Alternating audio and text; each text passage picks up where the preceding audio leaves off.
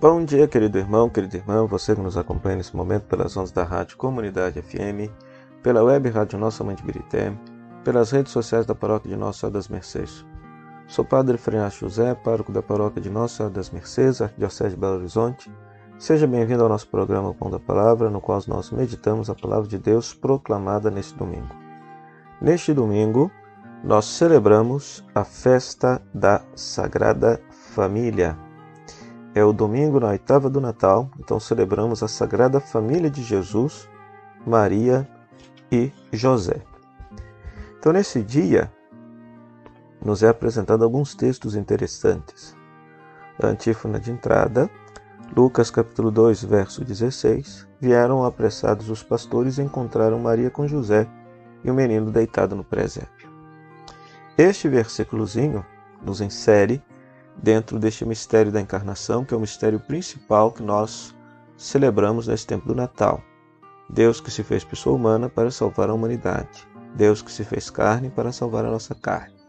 Deus que se fez matéria para redimir toda a matéria do pecado e possibilitar a comunhão com Deus a todo o universo. Comunhão esta que foi perdida por culpa do pecado do ser humano, ao qual o universo está submetido. Então, é tão sério este mistério da encarnação que Deus nasce como todo ser humano nasce, no seio de uma família. Então, por isso que o domingo depois do Natal se celebra o mistério da família, pois Deus se encarnou no seio de uma família, como todo ser humano que vem ao mundo nasce, ou pelo menos deveria nascer, no seio de uma família. No seio de uma família. Nós estamos no ano B. Então, eu vou tomar aqui, segundo o meu lecionário, as leituras próprias para o ano B deste dia, né? Então, a primeira leitura é Gênesis capítulo 15, versículo 1 a 6, capítulo 21, versículo 1 a 3. Nesse texto, se fala justamente do Senhor aparecendo a Abrão e prometendo a ele um filho e dizendo a ele que a descendência dele será maior do que as estrelas do céu. Maior das estrelas do céu. Que Abraão, velho e sem filhos. E lá no finalzinho do texto, o Senhor visitou Sara, como tinha prometido, e cumpriu o que lhe dissera. Ela concebeu e deu a Abraão um filho na velhice. Ou seja, concedeu a Abraão o dom de ser família. É interessante aqui que, claro, que estou fazendo uma leitura interpretativa do texto, alegórica do texto, dentro deste mistério de celebrar a dinâmica de ser família. Tem Abraão e Sara, e eles não têm filhos. Então, parece que, de fato, a vida conjugal de Abraão e Sara está incompleta, porque a vida, o amor dos dois tem que se desdobrar num terceiro, num gerar um terceiro. E eles ainda não haviam gerado um terceiro. Então, Deus, na narrativa, promete este filho, promete esse descendente, que vocês conhecem, será Isaac. E aí, Abraão, Sara e Isaac se tornam, de fato, uma família. Uma família completa, vamos dizer assim. Hoje em dia nós temos muitos casais que vivem um amor sincero, bonito, mas precisamos ser sinceros. Não é um amor egoísta, um amor que se desdobra somente em um para com o outro. O amor de um para com o outro nos tempos atuais já é de grande valia, dado que a nossa sociedade não valoriza o amor, descarta o amor, banaliza o amor. Mas o amor de Deus derramado em nossa vida, derramado em nosso coração, é um amor trinitário, Pai, Filho e Espírito Santo. E se nós olhamos para o amor trinitário, nós temos o Pai que ama, nós temos o Espírito Santo, que é o amor, e cuja palavra em hebraico, ruá, é uma palavra feminina, então este amor é a dimensão feminina de Deus, e temos o Filho, que é justamente gerado deste amor. Então nós podemos olhar para a Santíssima Trindade e perceber ali um pai, uma mãe e um filho. Portanto, a família é um pai, uma mãe e um filho. Ou seja, um pai, uma mãe e um terceiro que é gerado, que é cuidado, e ao qual o amor do pai e da mãe se desdobram em cuidar. Aí a dinâmica do amor se torna completa. Então a vocação a ser família é uma vocação muito bela, é a vocação sobretudo do amor, sobretudo do amor. E ao voltarmos o nosso olhar para o mistério do menino Jesus, para o mistério da encarnação, do verbo que se faz carne, o verbo que se fez carne no seio de uma família, então ele experimentou o cuidado de uma família, o cuidado e a ternura de uma família.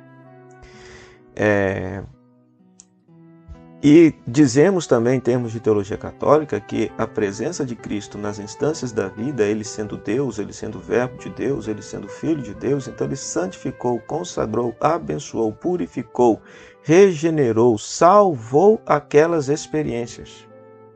Então a família, por mais que a sociedade atual não diga isso e não defenda isso, a família é um ambiente sagrado, um ambiente de Deus.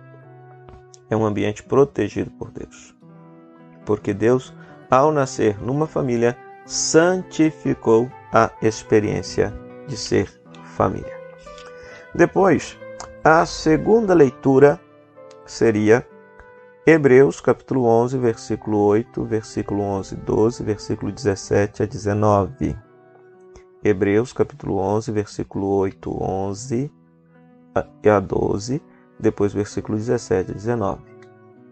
Hebreus é uma coletânea de homilias, de meditações, que depois a igreja atribuiu a Paulo, mas hoje os estudos bíblicos demonstram, sabem perfeitamente que não foi Paulo que escreveu isso aqui, porque não são cartas e tampouco tem o endereçamento de Paulo, tem um destinatário. Se trata mais de meditações bíblicas, homilias, que alguém coletou e compilou neste conjunto de textos. E este trecho justamente medita sobre a figura, a fé de Sara, de Abraão e de Isaque. Dizendo que foi pela fé que Abraão obedeceu a ordem de partir, que foi pela fé que Sara, embora estéril, se tornou capaz de ter filhos, e foi pela fé que Abraão, posto à prova, ofereceu Isaque, o depositário da promessa. Então mostra que esta família possui o dom da fé. A família de Abraão, Sara e Isaque possui o dom da fé.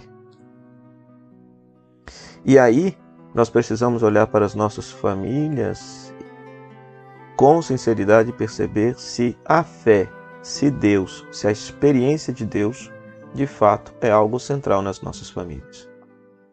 Pois cada vez mais na nossa sociedade vivemos em grupinhos e às vezes dentro de uma casa nós formamos pequenas ilhas nas quais não existe o diálogo, não existe o amor, não existe a compreensão. Cada um está na sua rede social, está no seu mundinho virtual, sem se dar conta da necessidade da convivência olho no olho, no diálogo olho no olho, do abraço, do aconchego, do carinho, da companhia.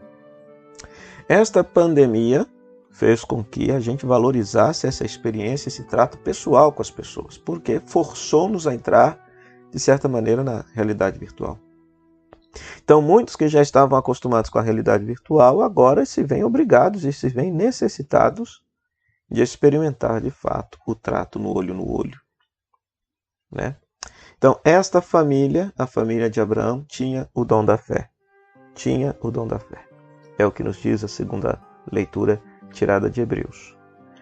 E pelo fato de ter o dom da fé, ou seja, significa que era uma família que Deus era o centro. Assim também deveria ser as nossas famílias cristãs, na qual a fé, a experiência de Deus, pudesse ser algo central e que norteasse as relações interpessoais dentro de nossa casa, dentro de nosso lar.